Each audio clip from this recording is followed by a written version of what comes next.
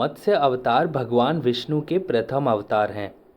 मछली के रूप में अवतार लेकर भगवान विष्णु ने एक ऋषि को सब प्रकार के जीव जंतु एकत्रित करने के लिए कहा और पृथ्वी जब जल में डूब रही थी तब मत्स्य अवतार में भगवान ने उस ऋषि की नाव की रक्षा की। इसके पश्चात ब्रह्मा ने पुनः जीवन का निर्माण किया। एक दूसरी मान्यता के अनुसार एक राक्षस ने जब वेदों को चुराकर सागर की अथाह गहराइयों में छुपा दिया तब भगवान विष्णु ने मत्स्य रूप धारण करके वेदों को प्राप्त किया और उन्हें पुनः स्थापित किया। मत्स्य अवतार की कथा। एक बार ब्रह्मा जी की असावधानी के कारण एक बहुत बड़े दैत्य ने वेदों को चुरा लिया। उस दैत्य का नाम हयग्रीव था। वेदों को चुरा लिए जाने के कारण ज्ञान लुप्त हो गया। चारों ओर अज्ञानता का अंधकार फैल गया और पाप तथा अधर्म का बोलबाला हो गया। जब भगवान विष्णु ने धर्म की रक्षा के लिए मत्स्य रूप धारण करके हयग्रीव का वध किया और वेदों की रक्षा की, भगवान ने मत्स्य रूप किस प्रकार धारण किया, इसकी विस्मयकारिणी कथा इस प्रकार है। कल्पांत के पूर्व एक पुण्यात्मा राजा तप कर रहा था। राजा का नाम सत्यव्रत था।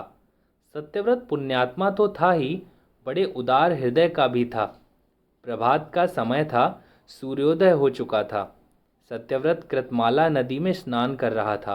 उसने स्नान करने के पश्चात जब तर्पण के लिए अंजलि में जल लिया तो अंजलि में जल के साथ एक छोटी सी मछली भी आ गई। सत्यव्रत ने मछली को नदी के जल में छोड़ दिया। मछली बोली, राजन, जल के बड़े बड़े जीव छोटे छोटे जीवों को मारकर खा जाते हैं। अवश्य कोई बड़ा जीव मुझे भी मारकर खा जाएगा। कृपा करके मेरे प्राणों की रक्षा कीजिए। सत्यव्रत के हृदय में दया उत्पन्न हो उठी। उसने मछली को जल से भरे हुए अपने कमंडल में डाल लिया। तभी एक आश्चर्यजनक घटना घटी। एक रात में मछली का शरीर इतना बढ़ गया कि कमंडल उसके रहने के लिए छोटा पड़ने लगा। दूसरे दिन मछली सत्यव्रत से बोली, राजन, मेरे रहने के लिए कोई दूसरा स्थान ढूंढिए, क्योंकि मेरा शरीर बढ़ गया है।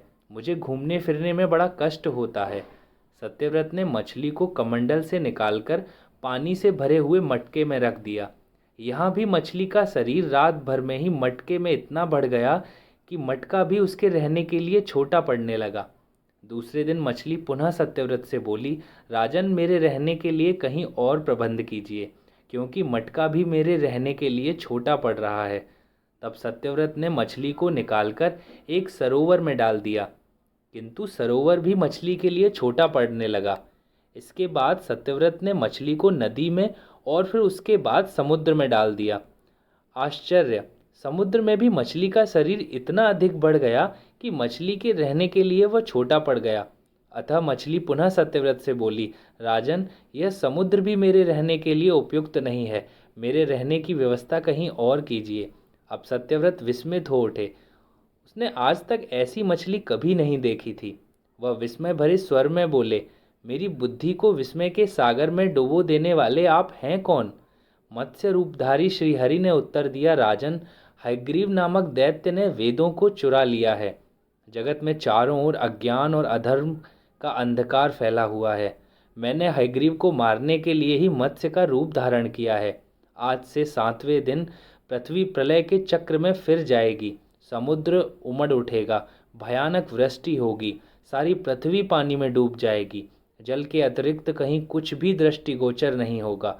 आपके पास एक नाव पहुंचेगी। आप सभी अनाजों और औषधियों के बीजों को लेकर सप्तऋषियों के साथ नाव पर बैठ जाइएगा। मैं उसी समय आपको पुनः दिखाई पड़ूंगा और आपको आत्मतत्व का ज्ञान प्रदान करूंगा। सत्यव्रत उसी दिन से हरि का स्मरण करते हुए प्रलय की प्रतीक्षा करने लगे। 7वें दिन प्रलय का दृश्य उपस्थित हुआ। समुद्र भी उमड़कर अपनी सीमाओं से बाहर बहने लगा। भयानक वृष्टि होने लगी। थोड़ी ही देर में सारी पृथ्वी पर जल ही जल हो गया। संपूर्ण पृथ्वी जल में समा गई। उसी समय एक नाव दिखाई पड़ी। सत्यव्रत सप्तऋषियों के साथ उस नाव पर बैठ गए। उन्होंने नाव के ऊपर संपूर्ण अनाजों और औषधियों के बीज भी भर लिए। नाव प्रलय के सागर में तैरने लगी। प्रलय के उस सागर में उस नाव के अतिरिक्त कहीं भी कुछ भी नहीं दिखाई दे रहा था। सहसा मत्स्य रूपी भगवान प्रलय के सागर में दिखाई पड़े। सत्यव्रत और सप्त ऋषि गण मत्स्य रूपी भगवान की प्रार्थना करने लगे। भगवान से आत्मज्ञान पाकर सत्यव्रत का जीवन धन्य हो उठा। वे जीते जी ही जीवन मुक्त हो गए। प्रलय का प्रकोप शांत होने पर मत्स्य रूपी भगवान ने हयग्रीव को मारकर उससे वेद छीन लिए। भगवान ने ब्रह्मा जी को पुनः वेद दे दिए। इस प्रकार भगवान ने मत्स्य रूप धारण करके वेदों का उद्धार तो किया ही, साथ ही संसार के प्राणियों का भी अमित कल्याण किया।